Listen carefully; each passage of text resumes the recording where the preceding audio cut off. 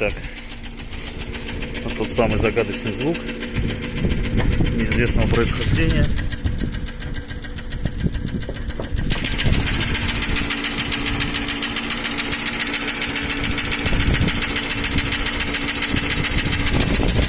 Вот это с верхней части. Скорее всего, предположительно, фазовращатель.